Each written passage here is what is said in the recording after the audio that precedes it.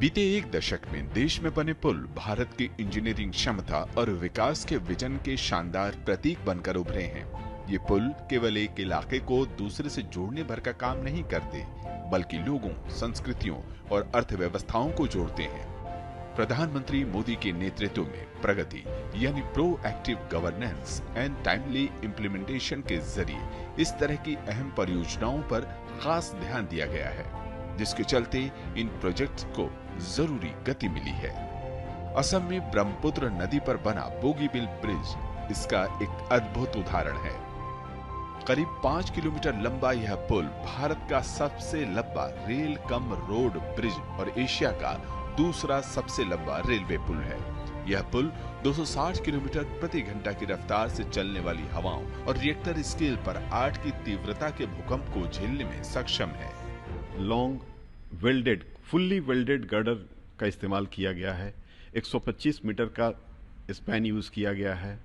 इस ब्रिज में earthquake resistant बनाने के लिए और हर तरह का प्रिकॉशन लेने के लिए स्फेरिकल बियरिंग का यूज किया गया है। अपने आप में एक अनूठा है, मार्वल ऑफ इंजीनियरिंग इसको हम कह सकते हैं रेलवे में।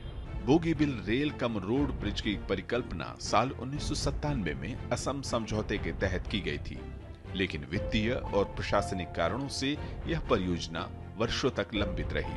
प्रधानमंत्री मोदी के नेतृत्व में प्रगति के तहत नियमित समीक्षा और बेहतर समन्वय से काम में तेजी आई और आखिर 2018 में यह पुल बनकर तैयार हुआ। 25 दिसंबर 2018 को सुशासन दिवस के अवसर पर प्रधानमंत्री नरेंद्र मोदी ने इस पुल का उद्घाटन किया, जिससे उत्तर पूर्व के राज्यों में कनेक्टिविटी को नई दिशा मिली।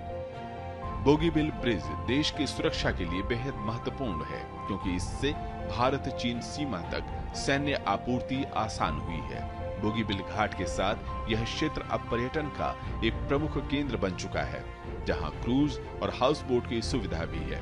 इस परियोजना के चलते स्थानीय लोग मत्स्य पालन, डेयरी और कृषि जैसे छोटे व्यवसायों के जरिए आत्मनिर्भर भारत के सपने को साकार कर रहे हैं।